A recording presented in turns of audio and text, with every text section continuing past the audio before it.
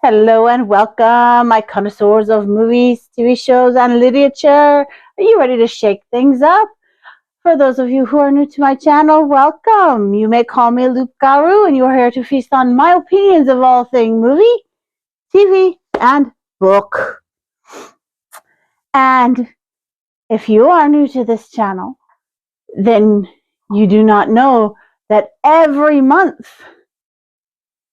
around the time of the full moon, I do a very specific piece of media, be it movie, TV show, or book. And last year, if I remember correctly, it was even last December, I said I was going to do this movie. I covered it in the episode entitled That Time of the Month, where I talked about the movie Ginger Snaps. So as promised, this full moon, the last full moon of 2023, we are looking at Ginger Snaps 2, Ginger Snaps Unleashed, and Consequences.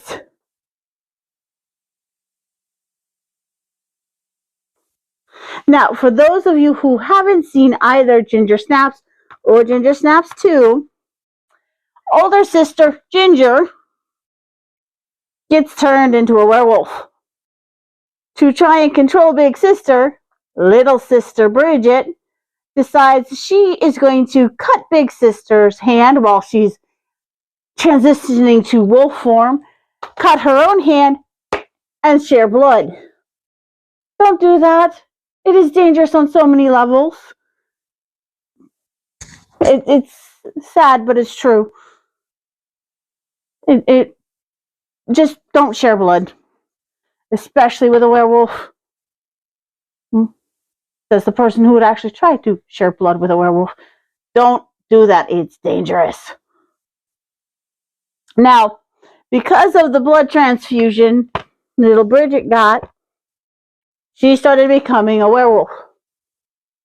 Now, unlike Ginger, who by the end of Ginger Snaps embraced being full-on werewolf, Bridget does not. She learned that if she took aconite, wolfsbane, monkshood, they talk about it in the Potter movies and a lot of other werewolf lore. But she was taking the aconite and injecting it into her arm and monitoring how it affected her. She was very scientific about the whole process. But it wasn't working. She had to keep taking increasingly higher doses. Well, in Ginger Snaps, Ginger turned a boy. I cannot remember his name. They said it like once or twice, but it never really registered. Oh yeah, it's that boy. He embraces the wolf, and since he can't have Ginger anymore, he's bent on Bridget.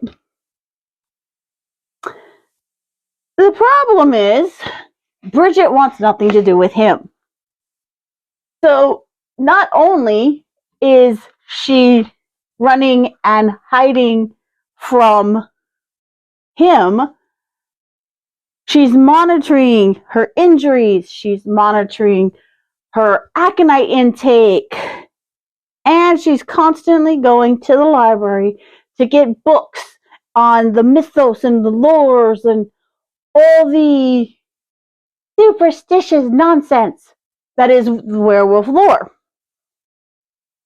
Unfortunately, the movie truly starts when this male mauls a poor little librarian, forcing a highly weakened, aconite-infused Bridget to flee.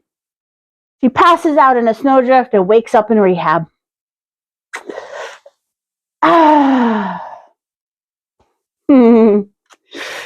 This clinic is horrible.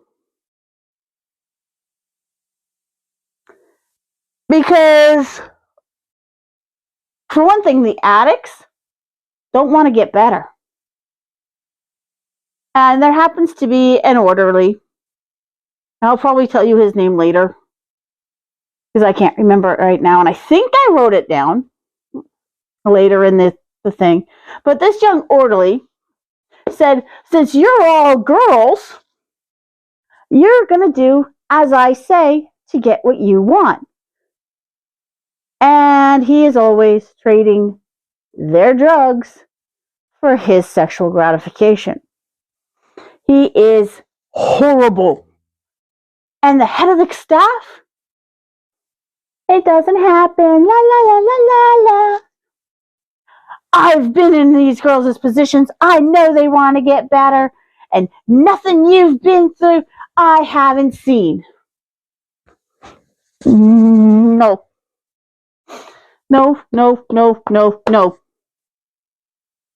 Because not only does she have this, you're just another stupid addict, I know better than you, attitude, she's not very observant. But more on her later. Because you also meet the most dangerous person probably ever put to film, especially in a werewolf movie. And to look at this person, you're going, why would a quiet, unassuming girl who loves comic books and all things horror way too much be so dangerous? Well, Ghost is the worst person ever, because she is suffering from some sort of psychosis that never says precisely what she has, and she tried to murder her grandmother by lighting her on fire. And then when the authorities showed up, she lied her cute little albino butt about what happened. Yes, it's weird that Ghost is albino. And I'm not saying albinos are evil. I'm just saying that particular little character is evil. Sorry, massive spoilers. You actually learn that at the end. Sadly, Bridget learns too late that Ghost is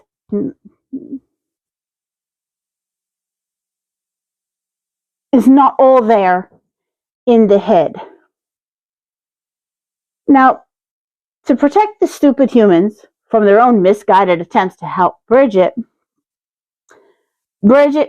tries to come up with an escape plan in an attempt to stop the male werewolf from turning it into an all-he-can-eat buffet.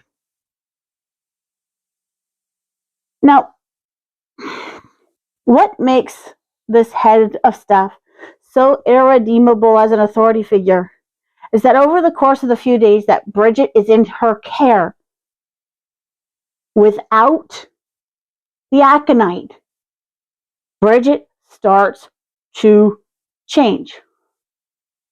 Her hands get more paw-like. One of her ears points. She starts getting a more elongated face. She's twisting and contorting more in her shoulders and back. If the staff see these alterations, these physical changes, she's just another addict. They ignore it.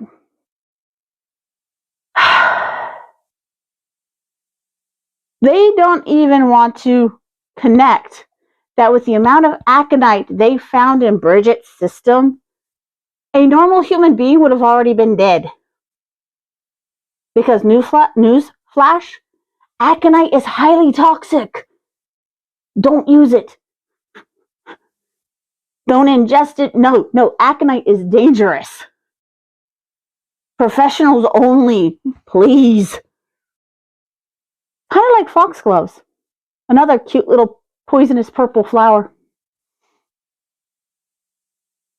And what's really bad is that Bridget's sitting in a mandatory group therapy session where she's getting to know the girls.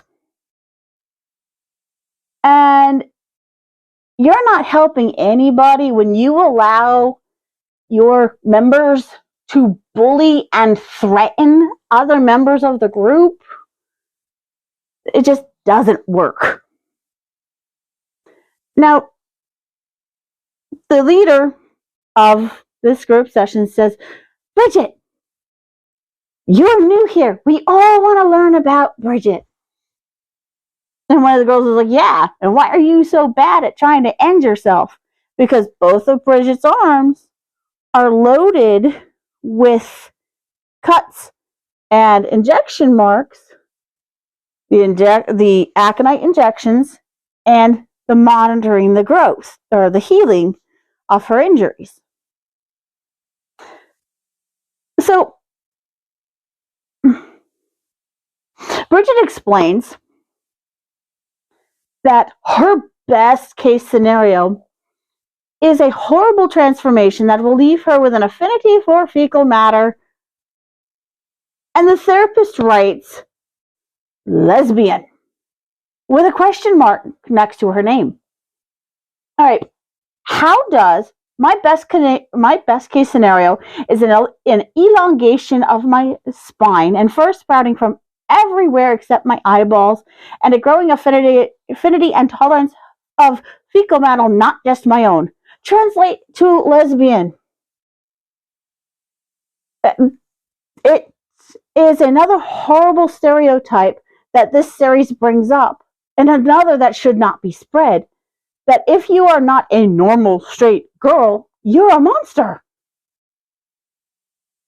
Now, Bridget refuses to play Tyler. That's his name. Tyler's the orderly. Tyler's game of sex for drugs. Because unlike Ginger, who became a total whore when she became a werewolf, Bridget stayed uninterested in sex or physical connections in general. So it not only implies that lesbians are monsters, which they are not, they are saying asexual human beings are monsters as well. Again, they are not. Asexual, yeah. The treatments of this facility are a bit crazy too. Unless it is one of Bridget's many hallucinations because of detoxing from the poison in her system. But the worst part is that as the poison wanes, the more wolfish Bridget looks. Hence why I said, this is a bad facility for not noticing that. It is horrifying how much she changes. And the staff doesn't even notice. Now, never imagine you would find such commentary in a simple werewolf movie, huh? So you must remember, Ginger Snap says once a girl starts her monthly cycle, she becomes a slutty whore, which, yet again, is not true. People seem to forget that movies, books, and television are designed to tell the author's point of view, their thoughts, their dreams, their biases, and find like-minded people or convert others to their side. Hence why movies should be enjoyed, but watched carefully to see what narrative they are telling. And granted, Ginger Snaps 2 shows the true villain is someone you might have originally overlooked because they are quiet, unassuming, and a bit strange in their looks. Ghost. I am talking about Ghost.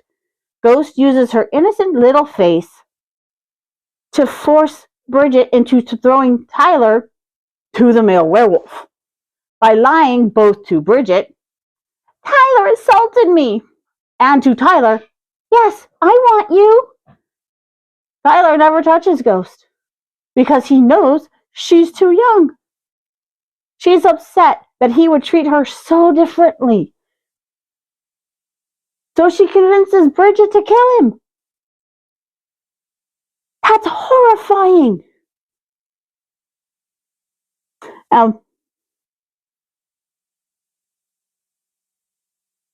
Ginger Snaps 2, Unleashed, ends with Tyler dead, the director dead, the male werewolf dead, and Bridget wishing she were dead, and Ghost in her own little world, plotting a reign of moral terror. You literally see it ending. And yeah, massive spoilers. I do that with a lot of my werewolf flicks. Ghost is sitting in her office, sketching a comic book of herself with a werewolf by her side. And you hear poor Bridget howling and yowling in the basement.